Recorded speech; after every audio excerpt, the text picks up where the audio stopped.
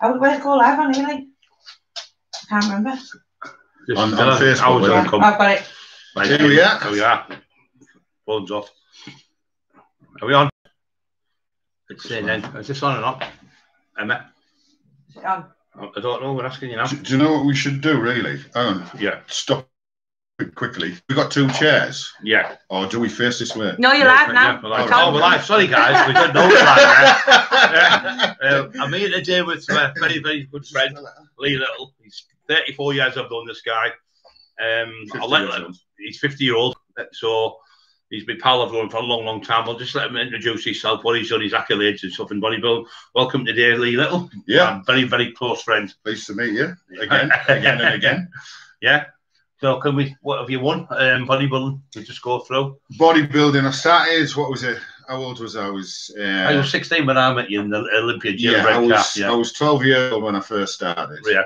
The reason that started, obviously, was because I got bullied. So I didn't do it to put some size on. I did it to build my confidence. Yeah. Because that's what I was like, and as you know when you first met me. Of course. And then the first one that I went into was Olympia. Yeah. As soon as I go Olympia, basically, because I've been training since I was 12, and not just like 1-2 hours a day, 3 hours a day, I got noticed. Yeah. So, but I've always been noticed, There's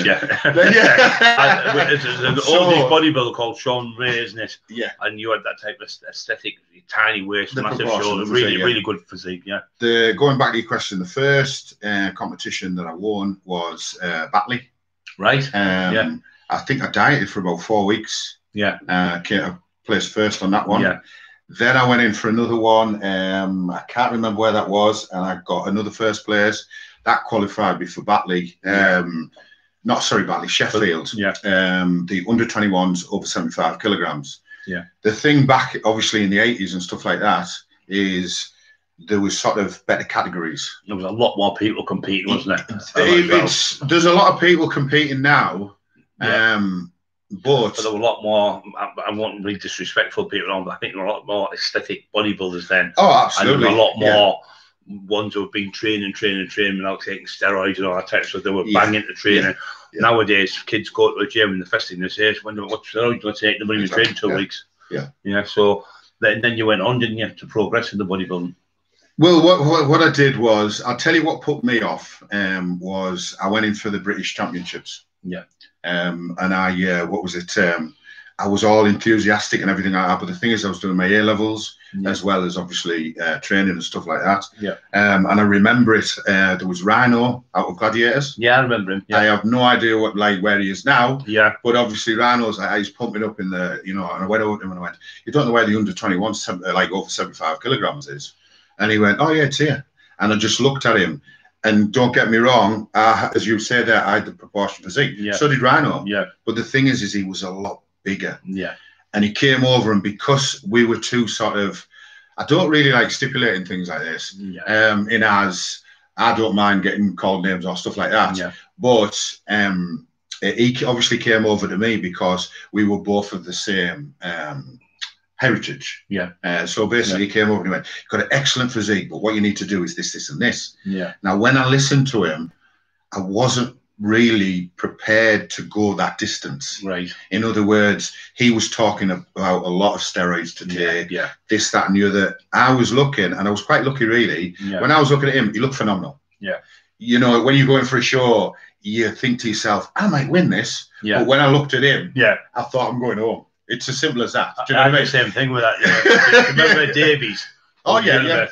I went to a show at Skegness, and I went to the back, and I thought it was looking quite good. And for what I did, under 21s, and I looked at him, and he was massive. Yeah, but he ended up losing his kidneys and everything. He had dialysis and everything. All the steroids he was taking. They called him the dinosaur. He was that big, but he ended up losing his kidneys, like they say. So it's not really worth it, is it? Yeah. I mean, this is what I'm saying. For about a £10 trophy, that's all it is. Well, obviously, I listened to him. Yeah. And this was a qualifier, but I was also studying my A-levels as well. Yeah. So I was looking at that thinking, well, and this is 19 years old when I actually went for this, British Championships. But as I say, under 21s, over 75 kilograms. Right. Looking at him, I thought, yeah, he looks fantastic. But as you just stipulated there, is it worth the risk in the long run? Yeah. I mean, I'm 50 years old now, so I can say to myself, yes, I was right. But back then, you've got so much peer pressure of people going, you've got a good physique. I was getting sponsored by, God rest his soul, Dave Williams. Sorry, was it Don Williams? Don Williams. Don Williams. I mean, to be actually picked out in Olympia, you know, I couldn't even look at that in sort of like a category of like, I've been, you know, I'm getting sponsored in the mecca of sort of like gyms in this area. The gym we're talking about was probably the first American type gym in Britain, wasn't it? Yeah. I mean, people say I'm a bit of a bullshitter about this bodybuilder, but Bertel Fox trained there, didn't he? Yeah, did he? Trained with me. I trained him a couple of weeks, and people, top bodybuilders came there, didn't we? There was so many people. There was Sean Ray, there was Bertel Fox, there was, I'm trying to think, Brian Buchanan. Tom Blatt had been there. Yeah. He'd been at Teesside as well, and there was so many top bodybuilders on in them days, and they were like, everyone, to me, when you went to a gym, it was like your family. And you'd have a night out, and the lads would come out to work at the door, and they'd come in, and everyone would be happy. If there was a bit of trouble, they'd all back you up, and it was just like family, wasn't it? And when you were in the gym in them days, I was quite strong in them days. Well, I used to go for lifts. Everyone being around the squat, come on, screaming for you to do it, and it was just, the camaraderie was just phenomenal, wasn't it? Compared to nowadays, it's not the same. It's all photographs and stuff. Yeah, it's the thing is I think we were talking about this before. It's going on about social media. Yeah. Social media now, unfortunately, is creating a lot of individuals. Before you used to work for it. Of course you did. And now you can just basically, if you're good looking. Yeah, like me. If you're good looking, you've got a good physique, which is part and parcel of it all. Of course it is, and you get like 2,000 likes, then straight away. But the thing is what people, you see, people of this generation now don't realise that social media has narrowed everything down. In other words, we're talking the best of every country. Yeah. So when, you know, I listen to so many people going, I look fat, I look this, that, and the other. I'm going, don't look on social media. Don't look on Instagram. Because you will feel terrible. Yeah. I'm laid in the bath in the morning going like that, going, Jesus Christ, I feel like quitting. Do you know what I mean? Yeah. But what you're looking at now is the top 5% of every country. Yeah. So that's narrowed, say, down. Before you were just looking at the Northeast. Would you say, like, in bodybuilding, I think a lot of people go, I'm going to be Arnold Schwarzenegger. Don't get me wrong, some people can, but it's probably only maybe 5%. But if you weigh 10 stone, you got yourself to 14 stone, you've achieved something brilliant, haven't you? You've got yourself better. Yeah. They don't have to actually be Mr. Olympia, Mr. Universe, or Mr. Britain that you won. They don't have to be that, because achieve the goals what you can achieve and be the best to you want to be. No, you can't be like, everyone can't all be like Dorian Yates or Bertel Fox or whatever. You all can't be like Ollie Little. It's the truth. The thing is, Lee have like known each other 34 years. We've trained our backsides off, haven't we, in them gyms. We push out the limits, and you don't get to where you get just sitting about the. It's not a shortcut in bodybuilding. Well, this is another thing that I think a lot of obviously people that we know agree with. Basically, is I get messaged a lot going, what tablets do I take? Yeah. This, that, and the other. And I'm like, listen, do you think if you took a tablet, I would be in here 4 hours a day or training 3 times a day, right? I'll be sat on the couch, right, with more tablets. Yeah, with a lovely woman taking loads of tablets. Yeah. And this is what, you know, this is the generation, how they think now. Yeah. They think if I take 1 tablet, it's going to make me look like this. Yeah. If I take 10 tablets, it's going to make me look like this. And that's why they're getting so ill. You've got to go in. Well, to be perfectly honest, and you know this, you can answer this, Brian, right? Yeah. The thing is back then, the things that are going around now aren't the same. No, not at all. They're not the same. Yeah. And it's a good job they aren't, because if they were, there'd be a lot more fatalities, which would be unfortunate. Do you know what I mean? Really would be unfortunate, because people in them days were starting to have, like, I remember when obviously I took myself and looked at like people, I got Dynamo, I got them with a lad from Redcar, and we got 100 tablets, and we take 1 a day for a week, 2 a day for a week, 3 a day for a week, 3 a day for a week, 2 a day, 1 not finished. That'd be it. So 1 tablet a day. Plus, now they're taking 20s and 30s. But the thing is, as you just said there, they're only 5 milligrams. That's right. Now they're 10 milligrams, and they're 50 milligrams. And I'm like, well, at the end of the day, it's like you just stipulated there. Before, you only started on like 1, 2, 3, maybe maximum of 4. So you're only talking 5 milligram tablets. So you're talking 20 milligram there. Whereas now you're talking each tablet's 10 or even 50. I've even seen somebody that's come in the gym and gone, Lee, can you have a look at this? And it was called Stanovar. Right. 100 milligram tablet. Right. And I was like, really? Yeah. Do you know, now, if that was back in the day, completely gone, and kidneys and that's everything. it, you'd be wiped out. I think you've got to train. There's another thing people say, how do you get really big? I think you've got to be up the genetics for a start, haven't you? You've got to have the dedication, and you've got to eat big to eat. To get big, you've got to eat big, haven't you? You get people just go to the gym and they'll go to McDonald's or Kentucky. I'll go to Kentucky or McDonald's and have a pint or something. That's how I'm finished after all the hard work. And people say to me, when I'm in the gym, I can feel myself grow. No, you can't. What you do when you're in the gym, you're breaking down the muscle and it goes into microscopic tears. And then you take your protein, your gluten, and your creatine, all the other stuff.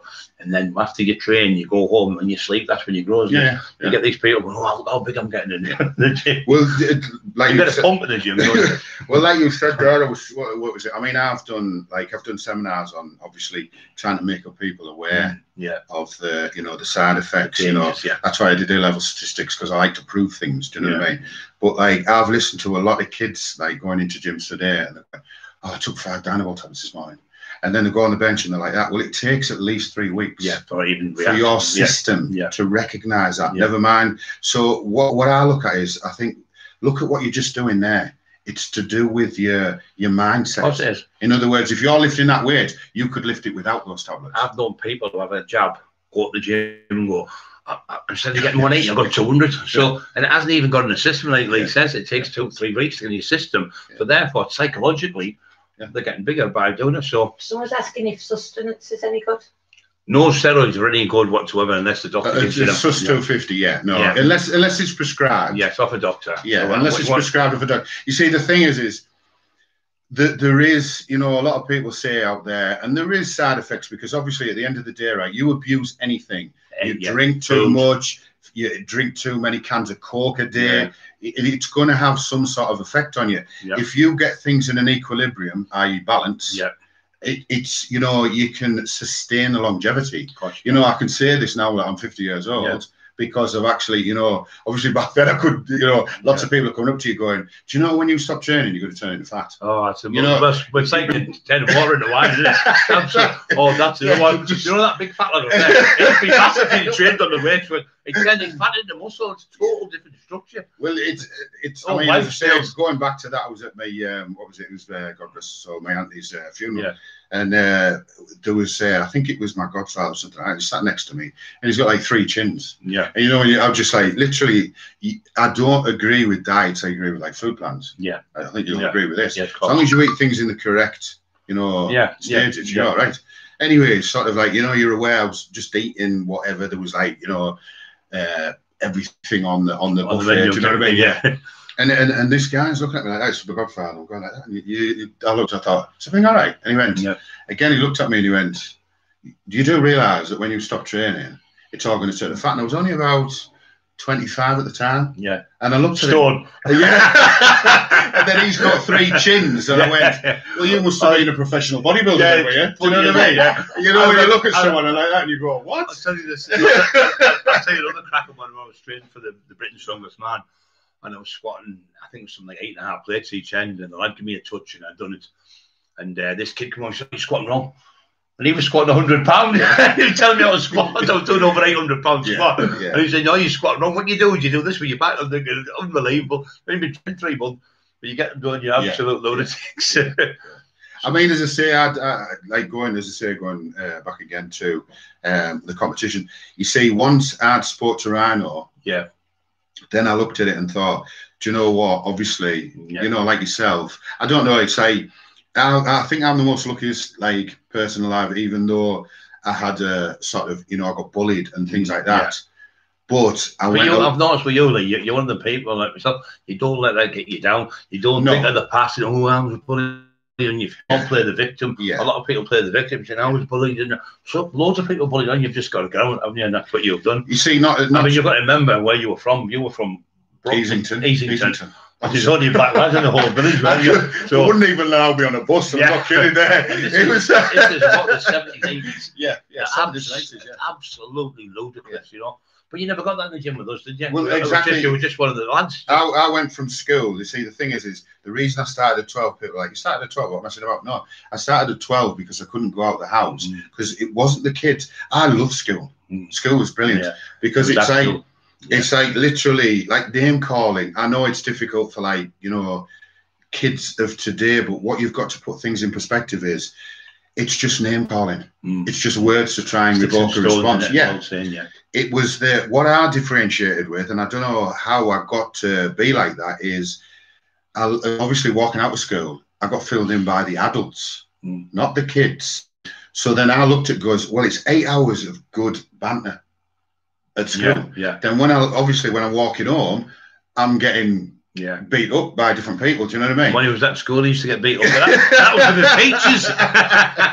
So I looked at the positive thing, and I don't know how I sort of put my mindset to this. I mean, I think that's what's made you the character you are now, because you're strong-willed, strong-minded. Nothing seems to get you down. You've got that never say die attitude. I know it's silly to say this, but the thing is, you know, as you've said there, I know it's hard to look at the positive side, but the thing is what you've got to realise is the 24 hours in a day, that 8 good hours where I'm having a good banter at school, there's only half an hour where I got bullied. And then I'm back, then I'm at home, and then that's why I started lifting the weights. Started lifting the weights, and I felt a lot. I was probably just the same as you, and I think if you weren't bullied, you probably wouldn't have become the person you were, because like Lee Duffy was the same bullies. And they trained and trained, and they got into the gym, and then you've sent your life on through it. It does. You see, you can go one of either way when you get bullied. You can turn into a bully. Or you can learn from it. And basically help people out. No matter what, I've always tried to help people out. Unfortunately, as I say, people look at it and they go, "Well, kindness is weakness. It's not. It's a strength." No. You know, and that's unfortunate. You know, as I say, you look at people and think, I'm going to say, no matter how people are with me, I will always be the same. You always take the look on the good side of people. Yeah, well, you've known me since I was a kid. Yes, of course. Do you know what I mean? So at the end of the day, I never looked at you any differently. No. You know, it's like you see a professional bodybuilder, like you said, Bill Fox. They're still the same as us. Yeah, of course they are. But obviously, I know people admire other people, but don't. We're all equal. You know, in every sense. We're all in the same boat, no matter what nationality, whatever religion. Oh, you're a film star, or you've got this, that, and the other. You're rich. No, I just like going out and helping people. I know you help people. You're a coach as well, aren't you? You coach people. And what's the best achievement you've done in the bodybuilding? I know what it is, but people would like to know. Well, I mean, as I say, once I remember this. Once I sort of done the finals, I came 6th. Right. I was disappointed because obviously you want to go in for the. What was this the final of? This is the final when I was 19, so it was under 21s of 75 kilograms. Great Britain. Of Great Britain, yeah. So and I came 6th, and I was disappointed. But the thing is, when I looked at Rhino and what he said to me, I was like, whoa! And he was phenomenal. And I thought, I don't think I'm going to sort of, you know. And it was one of those where I just thought, right, I'm not prepared to go that distance. Or do I want to follow my A levels and stuff like that? And as I say, I remember going in and telling Don, and I think I got bad for 2 months. No, Don, with us, but I like honest people. Do you know what I mean? It's like I didn't expect anything differently because at the end of the day, he saw me at 17, and at 19, I'm telling him he thought because I was going to go out drinking and stuff like that, it was nothing to do with that. It was with the fact that like I looked at that and thought, do you know what? I'm taking just a small amount of this, but I'm not prepared to take a massive amount. And it's like, you know, Mike said to me, do you know the greatest disappointment you are is you should have followed it on. Well, yeah, where would I be now though? Exactly. You know, you look at people with these utmost respect to Ronnie Coleman, right? But the thing is he pushed his body to the limit. You watch the documentary, and I think it's a little sad. Yeah, of course it is. Because he's in a lot of pain, and he's had 19 back operations. So at a young age, I looked at that, and then I always kept in that realm. Because I've been a manager at BT. I've worked for the council.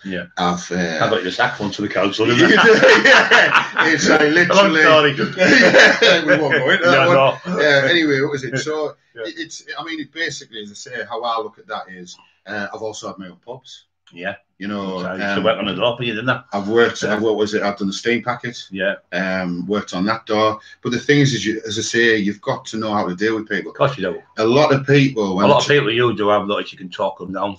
Not that you can't fight, because I know you can fight, but it's not all about that, is it? I can give the secret away now, Brian. Psychology. Yeah. It is psychology, because at the end of the day, anyone can jump down in the middle of a field, right? Do you know what I mean? But at the end of the day, if you don't show hesitation, your worst fears won't come true. That's Do you know what I mean? And the thing is, as well, when you talk somebody down, they'll come back and say, "I'm sorry about last night. I was drunk." Well, if you give them a good argument, you've hit somebody who's drunk and you look bad, don't you, and things like that. So it's not just that. Then they're looking at the face next day, going, "Do you know what? I'm going back." And then you know what? They've got. You see, the worst aspect that I've noticed, the people that bullied me. The hatred in their eyes was astronomical. You see, I had a conversation, what was it, when I was 30, to my mum, and I was going, "Listen, mum, at the end of the day, right, I think anyone can have their own views and opinions, right?" And we're in Gisborough, and she's going, "No, it wasn't that bad. The past is the past." I went, "I've never looked at it in a negative way. No. You know, I've never looked at it in a negative way." And I was saying, "Listen, what I'm trying to say, mum, is what you've got to look at is if you get a small area of people, or even you get some individuals, unfortunately, and they tend to blame other people. But the thing is if you've got 2 kids and you've lost your job, and you see on TV and you go, do you know what? I can't get a job because of that person or whatever. Next thing is the kid's coming in, wants to hug off his dad. He's getting clipped on the back of the head. That's how it gets passed on. So you've got to understand both sides of the spectrum. So I'm not gonna like a lot of people when I've worked the dog go, "He's just said this when he left." And I was like, I went, I'm not going to change his opinion. No. If his favourite colour is blue, blue. If he doesn't like coloured people, there's nothing I can do about that. If it's like, as I say, you had the power to do whatever you wanted to. Now, if somebody disliked you and you whacked them, they're going to dislike you even more. Of course, You see, the thing is, you've got to kill them with kindness, haven't you, in a way? Yeah, well, I get comments saying, "Oh, you're a bully." So I say, "Well, thanks for your comment. Have a lovely day." And the next minute, and we'll pray for you. And the next minute, they're like, "Oh, sorry about that." Instead of like screaming, shouting, arguing on the street. Aki said hello to the bear and he said, "You know what he thinks about bullying?" Oh, Aki's a fantastic lad. He's brilliant. Andrew Atkinson. Andrew Atkinson, How are you doing? All right. Well, we're good. All ready for Christmas. He is. And our 3rd lockdown. So I think a lot of the bullying, just some people like it's worse on the cyberbullying, because we've just done a YouTube, a documentary myself, Stephen Wraith, and was involved in what was it, Neil Jackson, and we've done about cyberbullying. I think that's worse actually than getting a good eye, because when you get a good eye, you can get over that. But somebody's mentally bullying you, especially on these computers and things, it's horrible, like trolls. It can go viral. The thing is I'm glad you brought that up, because my sister got in touch with me from Gisborough. Now the thing is with my real half sister, she doesn't advertise it, right? You know, but the thing is my niece is, you know, she's only 12 years old, but she's got like a diet problem basically. But the thing is I was sent a video and it was terrible. It was literally, it was on Instagram, and there's 2 kids in a spa, and they're ridiculing her. And that's bad. Then the next thing is I heard they were making a page on Facebook. And you think, hang on a second, how can people, and how can Facebook in itself? That's what we exactly how where you can come from. Facebook as soon as you complain, nothing happens. Allow a page to be created. Specific. And I looked at, and the thing is this is where my computer skills come into practice. I looked on that and I went, oh my God, there's even adults on this page. But the thing is, you know, as I say, well, it's one of those where I won't go too deep into it, because obviously it looks on my niece. But the thing is they've made a full page, yet Facebook's allowing that still to go on. I've noticed another thing. When Stephen Wraith asked me what you think should be done with the cyberbullying, I said there should be 3 strikes. Strike 1, if you're bullying someone and you're found maybe 6 months off it. Strike 2 is you're bad for life. Strike 3, you go to jail for it. I think you go to jail, because people are killing themselves being bullied, and it's non-stop, and it's through these cyberbullies. These trolls, I call them, all day long, trolling people and changing accounts and going. And people are stupid, because you get the address to kind of the IP address. The police can get it. So he said, "What do you think you should do?" I said, "I think you should be policed better by the YouTube people, the Facebook people should be policed better by them, because they're making billions of pounds, trillions of pounds. They should put something in there where somebody complains, you can speak to somebody on the phone or something, because you make a complaint, nothing happens. It's just it's like you stipulated there, right? Each IP address, right, is connected to somebody's address. Right, as soon as it's set up, so it's easy trackable. If you put a video on with copyrighted music, it gets taken off straight away. Of course it does. Within a minute. within a minute. So at the end of the day, if someone's putting on a page or they're putting on a, you know, a story bullying someone, it should be taken off. It's a simple routine to do. If they can pick up music and they can pick up this, that, and the other, and they can go. Don't get me wrong, they are censoring. You know, well, no, actually they're not, because I looked at one and I thought, what's going on here? And it was a woman being beaten in the corner, and it's getting shared by loads of people. I'm thinking, what the hell? Why is this being allowed to be put on Facebook? Yeah. So what do you think you should do? Do you think something like I've just said, maybe? The thing is, as you just stipulated there, right? Facebook in itself, I know how it started, how it sort of, because I'm a computer programmer, I know the ins and outs of everything. Now, obviously, I don't know whether I can say this on Facebook, because obviously it's the individual that, you know, had it. He's a billionaire, right? And it's a simple process. Like, for instance, if somebody was selling something before pages came out, somebody was selling something on their Facebook page, it got shut down. Well, exactly. If somebody's doing, you know, something like that, something like, say, like it's easy to do. 1,000 people complain about one person. Why is something happening? It's absolutely ludicrous. But I'm going to make a statement here, right? Right, so they're more bothered about somebody trying to sell something. That's why they brought the pages out, to sell to someone. They're more bothered about somebody selling trainers on the Facebook page, right, than someone getting bullied on a page, money, isn't it? right? And they're allowing it. So what they're saying is they'd rather have the money than save a human life. That's exactly what they're doing, Because a kid will go, he'll look at that and he'll go, oh my God, now I'm on YouTube, now I'm on Facebook, now I'm on Instagram. And literally, why don't you use the same routine and go, hang on a second, right? Because someone said to me, well, I've used this. There was back in the day when Facebook just started, and there was no, like, you couldn't buy your business pages. You just basically put something on, but if you were selling it, your Facebook would get shut down straight away. So why don't they do that straight away with this scenario? Exactly. Shut it down, investigate, and if it's right, if it's right, if it's wrong, it's wrong. So do you think, we're going back to bodybuilding? Do you think you did win the Brit, didn't you? What I did was basically, as I say, it's one of them who just like saying things. I want to back out of it. He did win the Mr. Britain. Well, and he won the overall. We're talking from the age of 19 now to the age of 43. Now, I was. You've got it. This is what I'm saying with the 80s and 90s bodybuilding, even now bodybuilding. With the sort of top pros that take it like to the elite level, it's hard. Of course, the training is hard, but the dieting, you know yourself. That's what I say to people. It's train hard as you can, but 90% of it's the food, isn't it? It is. It's all the food. When I say to people food, they go, "Oh, can I?" No, you can't add anything. You literally cannot cheat. It's like literally. I'm coaching a lad now. He's from Algym. Alex, and I've wrote him a diet out. He keeps sending me pictures of barbecue sauce. Then he goes on about a professional bodybuilder that takes barbecue sauce, but he's a natural lad that's training naturally. He's not looking at the fact that, like, bodybuilders and people in sports should be honest about what they're doing. Of course. Because young generation are trying to follow these people. You cannot spend 7 in the day in the gym. No. You can if you're on performing enhanced drugs. So, and you can eat this if you're on performing enhanced drugs, because it will strip it off. So I was ready at the time. I was in the right relationship. It was the perfect triangle. My training was good. My size was good. I was 43 years old. That's a late time to think, right, I want to compete now. So I went in for, I think it was, what was it?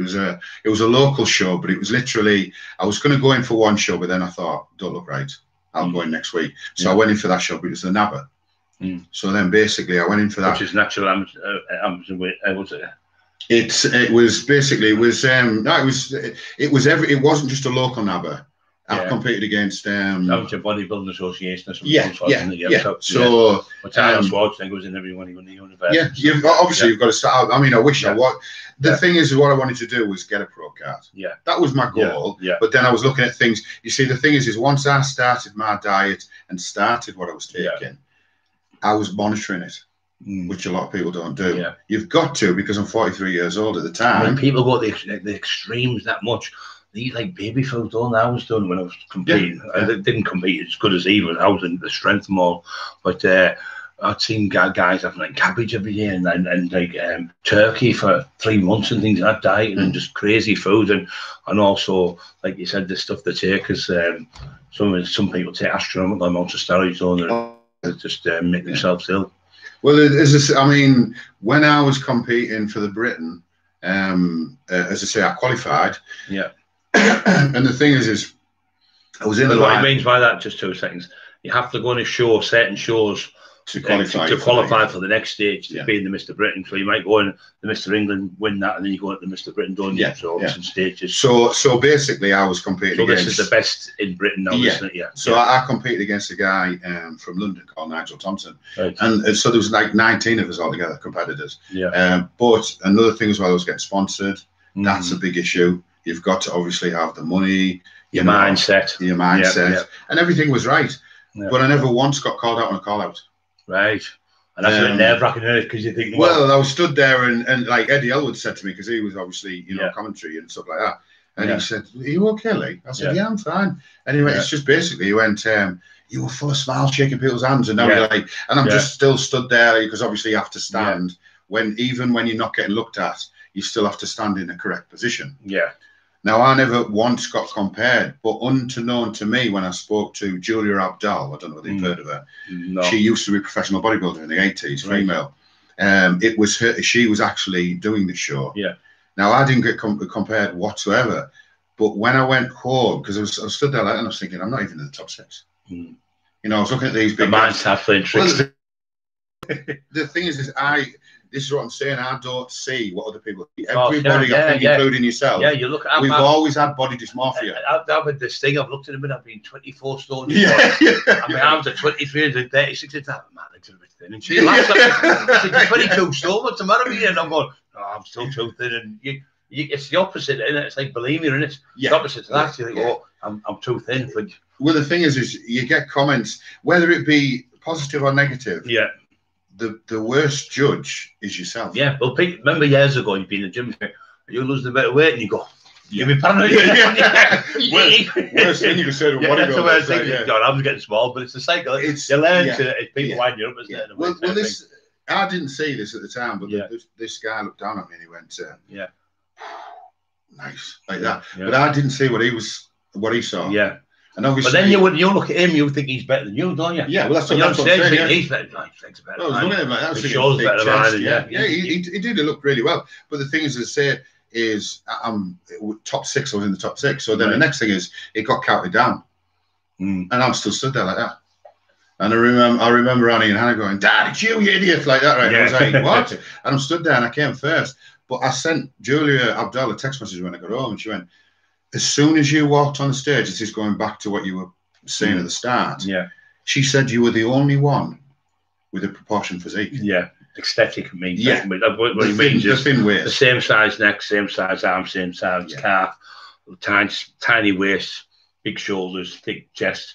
Because it's hard to get that. You've got to be born with it, aren't you? Well, it's another thing. What people are doing now is they're taking a lot of what's called growth hormone. And they're getting that bubble go out there. And they get that blocky look. Yeah. And I didn't realise when I looked. I was the only one with a V taper, but everybody else had that blocky look because the growth hormones taking an excess will do that to you. So when I looked at the pictures, I was thinking, she's right. So what she was saying, the judges already had me down as first. So as soon as I walked about the rest, he's first, who's second? Well, I'm not being egotistical, but if I knew that, I'd just gone for a McDonald's and come back. Eddie Elwood was. He was doing the commentary. He's probably the best bodybuilder. Yeah, absolutely.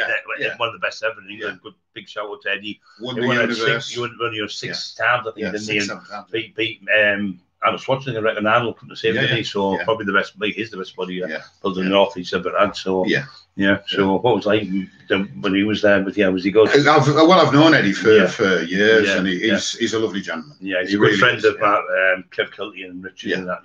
So he's always he's always helped really clever, isn't he? And he's always like Sean Ray in the same category. Yeah. He's always been in the bodybuilding. He hasn't got that jealousy thing, has he? Like, no. This is what I'm saying. At the end of the day, he could have looked at me and just gone, "Oh," but he went, "Lee, are you okay?" Yeah. Do you know what I mean? Now that's nice. You know that you're talking to a genuine person because at the end of the day, as you said there, he's won lots of titles, but he went from that to strongman and did really well in the strongman as well. Of course. But as I say, on a personal level, no Eddie. But it's, as I say, I won that show, which actually qualified me.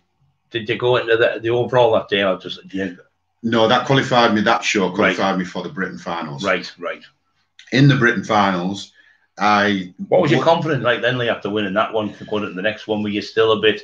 Oh, I know that they're going to be the elite now. I was looking at that and thinking, right, this is the finals now. Yeah, these are the best. And the best. Yeah, I had 4 weeks to eat what I wanted to, but I still stood on my diet. Yeah, because I wanted to win. Yeah. Now the thing is, these diets are ridiculous. Yeah, I've done a few. A lot of guys will pee in a bucket, measure it, and then drink less water towards the competition. No, not. No, you've done that one. No, never done that. A lot of American ones do that. They used to in the 80s. They used to do wee, and they'd say 2 pints of wee, and then they'd drink a little bit less of water. Right. So then there'd be less and less water in the body. But a lot of people died through that, haven't they, through their thing. And there was them don't put the T6, T4. Yeah, it was what was it? Mohammed Bentonet. And he was another one. But he was a brilliant bodybuilder. Andy Hornby. Remember when he? He was like a top. This is as you just stipulated there. In the 80s and 90s, there was pictures in the magazines of, obviously, as I say, in the 80s and 90s, the internet was just coming out. Yeah. But the thing is you got pictures where people go like that on stage. Now, these are professional bodybuilders because they're getting cramped, as you just stipulated there. Now, Mohammed Bentonet is a top professional bodybuilder, like in the Sean Ray and as I say, Bertel Fox and everything, that era. He literally cramped over, won first position, went backstage and died of dehydration. So a guy in the win, isn't it? In a way. That's what it's. It's a wet that, it's just good. Another good lad was Rich Piano, wasn't he? You remember the bodybuilder? Yeah. He got obsessed. His arms were huge. He was taking these different drugs, injecting himself, and he was taking insulin, which is a really dangerous thing to take. Unless you really know, if you're with doctors and people like that taking it. I think Don Yates was the first of the big ones when he was the first. He changed bodybuilding from like the aesthetic look to the big massive look. But like you said, people don't realise when you take growth hormone, everything grows, and everything. Now, I've said to I won't mention the names, but somebody came up to me for advice wise, and I remember him saying he had a little cancerous lump. Yeah. And I said, "Listen, are you taking growth hormones?" Yeah. And they went, "Yeah." I went, "Well, don't take it." Yeah. Right. So we'll go on steroids because it multiplies. It multiplies everything, as you say, exponentially. Yeah. Your muscles, but your kidneys, your liver, and cancerous growth. Yeah. So obviously they were actually booked in for keyhole surgery. Yeah. Now they went for it. Obviously, as I say, they stuck the camera in one side, obviously to go cut it out. Yeah. Next thing, it's the size of a tangerine. Yeah. So that's, this is what I try and say to people. Yeah. Growth hormones, don't get me wrong. All these things that we're talking about is used in medical purposes. Yeah. Yeah. But under medical supervision. And these are absolute professors. Well, growth hormones is still, I mean, it's used by the medical profession for kids that have got growth problems. That have got growth problems. Yeah. So obviously, when this person came back to me and I looked and went, well, I've stipulated this to you. So why have you, so now instead of getting a keyhole, you're going to get a large scar on yourself, with another, like, sort of going into the body dysmorphia type thing. But sometimes they like look in the mirror and they think, maybe she'll take more. Yeah. But the thing is with steroids, you can only take so much. It's like Bruce Lee said, when you fill the glass with water when it's full, the more you pour, you can't get any more in because it's full to the brim. And they happen when you take certain steroids or any steroid, when the receptor sites are full, you can't get any more in, can you? So you're just wasting your money and you're wasting your time, you're just peeing it out type of thing. So it's just when people get obsessed on they start and they want to be like Arnold Schwarzenegger in 3 weeks. Yeah. And it's like I say to people, it's like to get a great physique and compete, it's maybe 5 or 6 years. And that's the same as to be a doctor, to be a lawyer. It takes 5 or 6 years to do that. But they won't put in the work, will they? They'll just say, take the steroids and get the shortcut, but it doesn't work. But this is again going back to social media. Again, when we go on Instagram, we are looking at the top, like as I say, 5% of every single country. Yeah. So it's not just before when we were training. No. It was just like locally. That's right. Now you're looking at global. Yeah. And it looks like everybody's perfect. They're not. No. You professional bodybuilders when they're out of season. Oh, the bellies are out here. I know loads. Well, I'll tell you something that I did when I was a kid, right? But I'll just say he'll tell you this. That look you had that day when you won that show, and that's a couple of days, doesn't it? Well, it's ripped to the bone. People think, oh, the water over the six-pack out down here. It lasts, and I'm telling you now, you eat Mars after Mars. But I mean, as soon as it's finished ice cream and everything, because your body's again, I can say this, but I've said it to a couple of people. Like, obviously, no matter what standard you are, I also had somebody that was coaching me a little. Yeah. So they were looking at me. Yeah, they were looking at me every day. Now, during when I won, as I say, I won the Britain and I won the overall as well on that day that I went in for. 6 weeks into my diet, I had striations, which is like literally every definition of your muscles. Which is it's like a muscle and it has lines in it, so you can see that ripped. Well, the best one was Eddie Elwood's on the backside. His backside had muscle, where they were ripped on the bottom of his. He pulled his thing up to your backside a little bit, and you see the striation on his bum. Yeah, exactly. It was that ripped. I went into the garage and I was only filling the car, and I looked and I thought, I'm not really keen on sort of flapjacks, but I saw this flapjack and I thought, just one flapjack. Yeah, just one. Now I had that flapjack, right, and I woke up the next morning and I looked like a balloon. And you feel like crap, don't you? Well, no, I looked in the mirror, honestly, Brian. I looked in the mirror, and I remember Craig sort of messaging me going, "Do you want me to have a look at you today?" And I was like, not today. I'm feeling not quite right. Do you know what I mean? I went, maybe tomorrow, because I was thinking I'm going to get on a spin bike for 2 hours. I'm going to train for it all the time. And that's how much just one flapjack affected my body. I would say of all the sports, the bodybuilding's the hardest. I'm not saying it's the hardest thing. The boxing's probably the hardest thing. So you get hit in the face and think, if you take 2 months off bodybuilding, you look like crap. You just look like me. If you take a month off boxing something, you feel fantastic. You go back to football.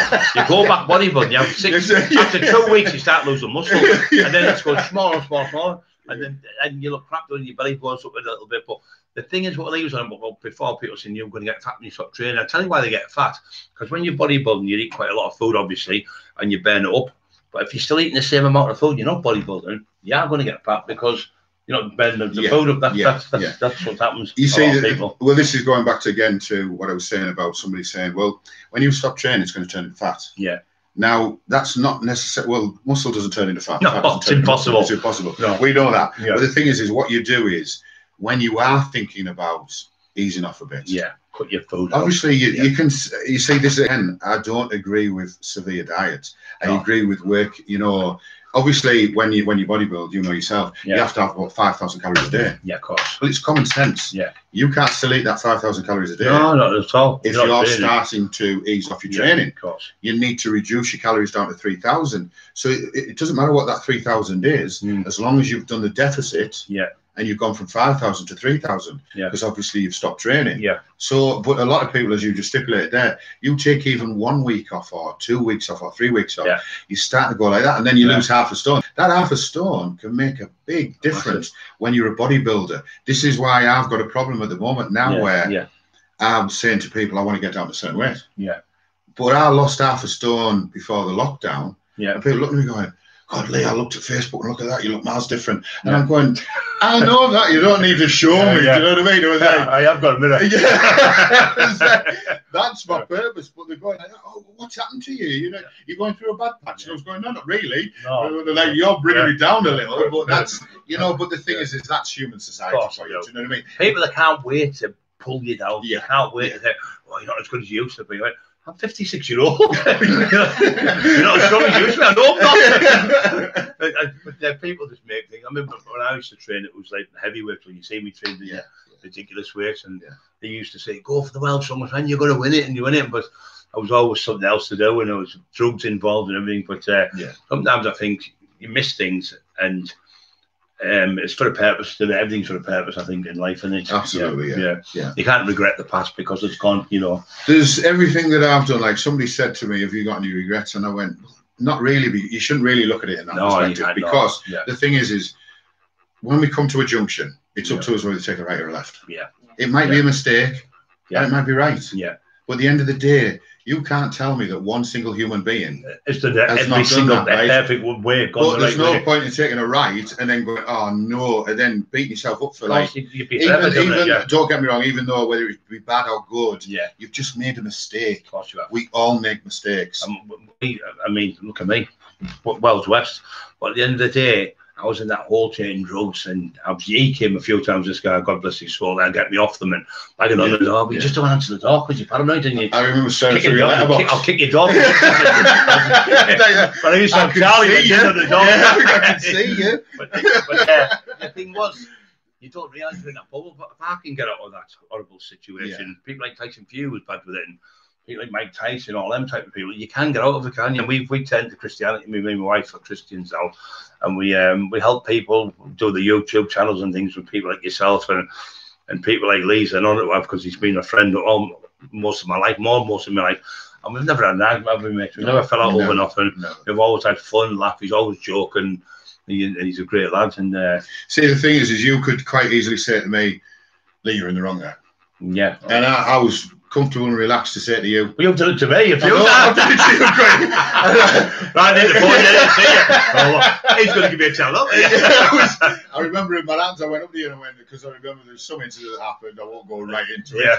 But I was like, what have you done that for? And I was like, oh my God, like, wait till he wakes up and apologise. But it was just, you know, obviously in your situation, where people were attacking you all the time. Oh, it was you used to wait as well. It was just a split decision. Yeah, you have to make it if you get. It was a split decision thinking. You're going to get beat. Oh yeah, but I came up to you and I'm like, and you're like, oh, did I do the wrong thing there? And I was like, but it's just one of those where that's what friends do. Of course they do. And no matter what, what it is like, I don't like yes men. I like somebody to tell me if I'm wrong. No, you've got a few yes men around you. I've got quite a few. Yeah, but it's like people. I mean, like the fighting days and all that. I could have beat Brian Croft. I could have done it. They would have. They could have. Couldn't they? You know. You get people. I could have beat Lee Duffy. I'd have done this. And I'd have beat Peter. I'd have beat this one. Yeah. It's just crazy. And just talk rubbish. People doing it, but.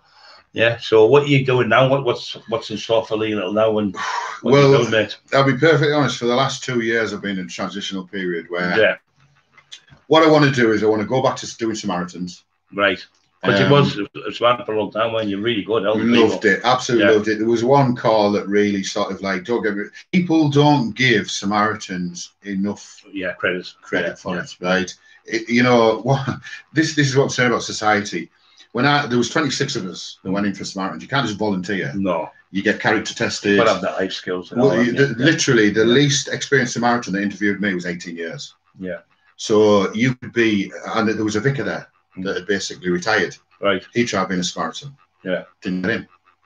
Because of people skills. 26. Well, you have a one-on-one, you have role playing, but it's literally that day. I remember there's 26 people. It was from 9 to 5 on a Sunday. And we had one-to-ones. I sat in the middle of the room with people surrounding me, and we did a sort of a role play of someone ringing up. And I had no idea who it was. Do you know what I mean? So I'm there at the back like that. I'm facing, but you've got a whole load of people surrounding you. Do you know what I mean? And you literally, it's like acting, really. But it's like it's real this life, isn't it? shows you. This shows you though the characteristics that an individual has, because you cannot bypass this. No. You've got to remember as well what you're saying here is, if you say the wrong thing to someone, they'd take life, wouldn't they? Yeah, you've got to get absolutely. You can't. Well, the thing is you're not, as a Samaritan, you've got to listen to what they say. Yeah. Now, if you are helping somebody out there, what you've got to realise is, if you give somebody advice, that's gospel. Yeah. And if it's the wrong advice, like I'm saying, if you it's okay making your own decisions and you copy, you mess it up. Do you know what I mean?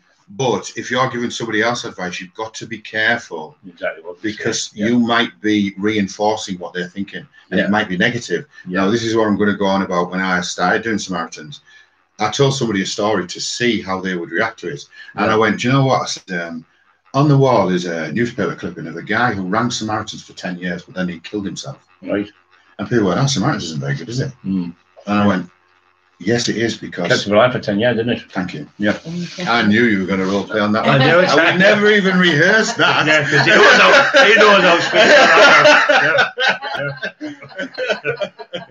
know See, people think Brian Cottage is a big love. Yeah. This is why I could talk to him and say, right, you're doing the wrong thing. That's great. Sure. I'm just going to close this Facebook one, but you've carry on the YouTube one. Right, so say bye-bye for everyone. See you later. Okay, see you guys. Right, carry on then. So we'll do the 10 minutes we want next. So what do you think you're going to... Are you still a coach now? Yeah, I mean, were you teaching the girls for a record? It was. I was asked by my daughter's friend, right, to go help her out. I'm coaching. I actually seen you on the lift today what you showed me. I thought it was amazing. Oh, absolutely, yeah, it's astronomical weight. Absolutely. And I'm not just saying this as a lie. Absolutely natural. Yeah. Absolutely natural. Yeah. Which means no drugs. No drugs, nothing whatsoever. I would not be happy if she was. Get tested anyway, when you're in when you're in doing these competitions, like you say, you get tested anyway, don't you? Anytime, and so. Yeah. So I mean, basically, what I want to do is, I've set up my own home gym. So what I want to do is, I want to train people with anxiety problems, agoraphobia, and mental health issues, because it's like you say, now when people go into gyms, there's that many young people. Yeah. And if you get that sort of individual crowd, you've got like a group of people looking at an individual and they're ridiculing them. And it makes them feel go home depressed even more. But what I've been doing, I don't know if you've seen me on my YouTube channel, I've been tip of the day, what vitamins do, what creatine, glutamine, proteins, and telling people how to take it. Just like a couple of minute video, tip of the day. We're getting thousands and thousands of people.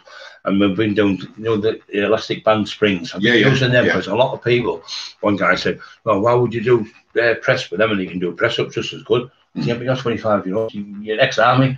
Some of these people are like 20 odd stone, some are like 60 odd year old. So there's elastic bands on the stairs I've been showing them how to press with, flies, and loads of people inundate me saying, I've had a back injury for years and this has really helped me because they're easy to do. Yeah. You can make them hard and you can make them easy. So a lot of people can't lift dumbbells and weights because they can hit themselves in the face with the weights or the bench. And a lot of people, yourself, it takes time. When you first start bench pressing, you can see, you've got to get everything in proportion. But when you just got the elastic bands and you drop them, you can't hit yourself. So it's been helping lots and lots of people. So that's what we've been doing. So I think, and we've been helping people with mental health issues because when you train, you know yourself, healthy body, healthy mind, isn't it? So well, you know, as I say, carrying on there, when you train, that's why I started training, because you release the endorphins in your head. Yeah, it does. And it makes you naturally feel good without talking to anyone. And you can come down. You can start training and you feel good in yourself. You don't need to go out and talk to somebody else. No. The thing is it's what I've noticed in society at the moment, and I don't know whether you'll agree with me on this one. This is probably getting very political here, but the thing is what I've noticed is there's groups of people now on social media. Yeah. Like, and I'm going to go into this one. Black Lives Matter. Right. Yeah. Then you've got the KKK going human rights, human lives matter. Yeah. Well, the thing is there shouldn't be any groups. No. Right. We should all be helping each other. Of course we should. Because I'm going back to a thing here where hate does not beat hate. No, it just gets more hate and more hate, doesn't it? Just now, this probably sounds like a hippie thing to say at the end of the day, but love beats hate. Yeah. Now, at the end of the day, the thing is well, that's what Jesus practiced, isn't it? Well, the other cheek and love. You go into the Bible. Yeah. If you have hate against hate, it just creates more hate. Of course it does. If you think of somebody, as I say, that you like, say you do, and it is a strong emotion. I've never really had it, but if you hate somebody, you're going home. Now, say you've got a family, and you sit down, and your wife's like, "How are you doing today?" And you're full of hatred. Your three little kids are coming up to you like that. Wrong chemicals. Not just that. You're developing the wrong aura. You know yourself. If you've got a family that's like arguing with each other, the children will pick up on it. It's like going to a house where a man and woman are arguing and they pretend they're not, and you can cut the atmosphere with a knife. You think, I've got to go today. I've got to leave. You can tell the fight. But the thing is the most precious thing in life is family atmosphere. Of course it is, And this is what I'm saying. So if you are out there sort of like hating someone, go home and just show them nothing but love. Yeah. Because at the end of the day, that person that's going around hating, very good advice, will look, excuse my language, the arsehole. Yeah, of course it will. So don't be the arsehole. No. Be the person that's better. It doesn't matter what colour anyone is. It's like literally, you see, the thing is this is another thing. I wrote this on my Facebook, and you can sort of scroll down my Facebook and have a look. It's literally what I said in context was, right, in the police, in the fire brigade, in hospitals, you are going to get people with bad attitudes. Yeah. Right. And that, but the thing is it's like we're going on before. Negativity will outweigh some positivity. Yeah, now the thing is it's got nothing to do with their job. It's just that person is horrible. Because what you're trying to say is that I don't know exactly. In every type of job or every type of society, you get great police, you get horrible police. You get great school teachers, you get horrible school teachers. So in every job, you get good and bad done. Yeah. So it's not the actual job they're doing; it's the person in that job. And this is what's got to be weaned out. Yeah, you're right. You know, you've got to look. This is what I'm saying. This is what I liked about going back to Samaritans. This is what I liked about Samaritans. 26 people went in altogether, and only 6 of us got picked. Well, maybe that's a way to interview everyone. Yeah. The way the Samaritans. Well, yeah. People. And you know, and I'll tell you this. Do you know how many people make money out of Samaritans? No. No one. One person. Right. The person who gets saved. The accountant. All right. Well, no, you're right on that as well. The person that gets saved as well, obviously. Yeah. But there's only one person. So the more responsibility you take, because the thing is once you do a shift in Samaritans, you speak to a day leader because you've taken that much. Yeah. Because it is emotional. You'll be the same on the phone. Yeah, of course, You'll be listening to we've had people, my wife and that from America phone at 3 and 4 in 1, and you have to go, you go down to this lad. And the one couple of weeks ago was going to chop 2 lads up with a samurai, and she talked him down. And we've done like, I think it's 35 people we've saved from committing suicide. But I say to them on the night, look, it's not as bad as you think. Get a good night's sleep, get yourself rest and calm down, and this, and they wake up and they say, I feel miles better, and you're right what you said, because nothing is as bad as what it seems, is it? You know, it can make things, and these are the things people sit in fear going, oh, if I lose my job, you're not going to lose your job, you've got your job, and if you do lose, you get another job.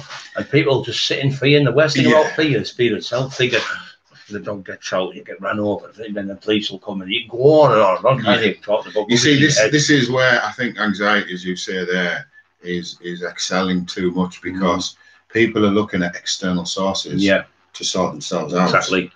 And it's not the case. It's if you deal with the demons within, you have to confront your demons. Nothing else outside will do you no harm. That's right. Never let outside sources control your brain.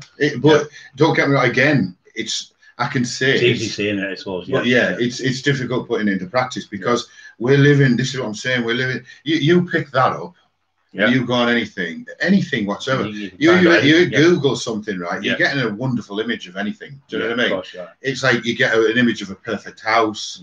You get, people are sat now in restaurants and they're going like this. So then other people sat at home and going, I'm alone. I'm alone and look at this. And so I don't know. Them people, even though they're there, their lives aren't perfect. Them same people you see smiling, laughing, joking, having a great time, they have bad days. Everyone has up and down days. It's just the nature, isn't it, of people? Sometimes, I've never had jealousy of anyone, but you get people, he's got a better car than me, the neighbour's got a better car. It doesn't bother me. It's like people with years ago when I'd have cars with, my car's with 100 grand, my watches with 30 grand, but then you'll have like 6 watches, you can only wear one. Have 8 bedrooms, you can only sleep in one. 20 tellies, you can only watch one. So people are upset, I have 8 tellies in my house, so you can only watch one telly. It's materialistic things. At the end of the day, this is another thing, because of obviously the way, don't get me wrong, as I say, going back to my childhood, something else traumatic happened in my childhood. But the thing is I won't go into that. I will talk about it in another sort of session if you want. Of course. Because that's something I'm writing down in like, I've done 300 pages so far. So it's literally sort of, what it's showing is, it's probably the same story that other people have shown, but I'm trying to put a message across to people. In other words, you know, like we are now. You know, look at things in a different perspective. Of course. Step back. You know, take a breath and count to 10. And don't, you know, Jesus, if social media is doing your head in right, come off. Exactly. Because you know who does your head in? Yourself. Yourself does your head in. No one else can do it. I've done it loads of times sometimes. But it's one of those where I've been so a lot of people look at it, and when I tell them a couple of the stories of how I got bullied, I'm like, no, I'm not trying to put that across. What I'm trying to show is, because of all another black lad, they called me this, they called this, like literally, I can sit with you, I can sit with Mark, I can sit with everyone, and people look like that and go, what did he just say there? It's like, I don't care whether I'm called Anything. I'm anything. I'm watching my terminology because Yeah. I actually offended a white person, right? And I hate saying that because then I was going to Mark, do you know what, right? Now you're saying, like, I know a black person and I know a white person. Yeah. We shouldn't be like that because we're not like that. People get scared to say things. Yeah, it's ridiculous. Well, I'm having a laugh with Mark. Mark goes, well, you could diddle the fact because you're Blake. Do you know what I mean? It's like, it's a joke. Don't take it personally. It's like banter with friends. Don't get me wrong. Not being disrespectful. A lot of these people who are saying people are racist are white collar, white people are in the middle class. Yeah. Well, I've got a clue about people like yourself and people I know, or black lads who just don't care. They're not bothered about it. Well, this is what I'm saying. You look at this Black Lives Matter, right? Right. Look at the domino effect had, right? They were rioting. You could go on forever. Cats matter. Yeah. Dogs matter. Then the thing is go racist. I'm a frog. Frog lives matter. Go on forever, couldn't you? Yeah. It's crazy. It literally. Everyone's life matters. Every single person. Yeah. But they were trying to. I looked at what was going on in America when the lockdown, and I thought, right now you've got the Ku Klux Klan that will always be in existence, and they're allowed to be. It's freedom of whatever you think. You think a lot of people are brought up with it's been embedded in them, isn't it? It's not really their fault. Well, this is like Catholics or Protestants. When I go in Scotland now, and people say you with the girl, and they go, "She's Protestant, I'm Catholic." They've still got that mentality. Yeah, Catholic or Protestant, and they're like as if to say it's in Ireland, is it? And it's just they've been brought up that way. You see, in them. Nobody likes the place. Keep away from the place. And Easington, where I was brought up, it's a village. Yeah. At the end of the day, right, or like say St Hilda's over the border. Yeah, that was literally it was what made that flourish was the docks. Yeah, but when you run out of resources. Yeah, you run out of jobs. Of course, it's got nothing to do with anybody else. Yeah. It's to do with the fact that like we've mined so much coal. All the black lads are working. They've got my job. Like, nothing to do with it. You will see that there's no more ships being built. Do you know what I mean? It's not getting done by cheap slavery. Do you know what I mean? It's like slavery was abolished years ago. So you can't say, well, the reason I haven't got a job is, but it's so easy to do. Yeah. And I can understand it from a perspective of when you're talking about like Easington or Loftus, you will not see. Do you know? I'll tell you something here. In 1992, some Asian guys came down to Manhattan's and asked two of us to work the door. I remember you telling me Loftus, I remember it. Right, and I was like, "What?" And I was like, get somewhere else. Right? It wasn't that I went to go work there, but the thing is I knew people there because I'm from there, and I know the nice guys. But the thing is it's because you, like you said there, like I said, if a kid walks in the house and he's getting clipped across the back of the head, he's then looking at that image and going, "That's why I'm getting clipped. That's why my dad's not giving me a hug, and that's why he's not giving me a father for my pocket money, right? Because he's got no money, and then that's passed on." Yeah, like you said. Yeah. So it's literally it's embedded into him. Do you know what I mean? Yeah. Which is understandable. That's what I'm saying at the age of like when I was 30, going, I can understand that. It's like these poor kids. I mean, these bombers who blowing people up, and they're brainwashed by very intelligent people. Going, you'll go to Arlington, do this and that, and they're getting people with mental health or whatever, bombing and blowing places up, killing people. And it's not really the kids' fault. They've been brainwashed, haven't they? By absolute people who are horrible people. But again, you look at that, right? I mean, say in America, I mean, I think here about where they were put on a register. Now, at the end of the day, if you're an American, you see, what we've got to look at is, I won't go too deep into this. We also do a lot of damage to people. England and America. It's easy to fly a drone above like a country. Like, I actually trained somebody, right? And you know what, right? I never saw any hatred in him whatsoever. 48 years old. And he's lovely to everyone. But he came over to this country. Do you know why he came over to this country? Because he was away with his dad. They came back and his village had gone. Right. So his entire family was wiped out. By one bomb, one drone, right? Or bombing, or whatever it was. You know, I think it was in the 90s. So we're not talking a drone; we're actually talking about an airstrike. I think they use laser-guided things. So could you imagine coming back, Yeah. and your son and your daughter and terrific. your wife is all dead. So it doesn't matter And do you what know what? exactly I does looked not- at him and he never said it in resentment way. He Mhm. just went, that is the reason why I had to leave, because his home's not there anymore. Yeah. But not just that, he's like, he wants to make a fresh. Yeah. So he's not come here deliberately. We've actually forced him to come to try and seek sanctuary other places. Yeah. Because, like we say, it's not, his whole family. the countries are dictated by different people. Of course, yeah. It's not the people that are like, No. you know, but then if we do this, and this is what we created, Yeah. then we create hate. Of course, yeah. How can we say, and I'm not sticking up for any different side here, No. how can you define a terrorist if we can fly a drone overhead and kill women and children? Yeah, of course, yeah.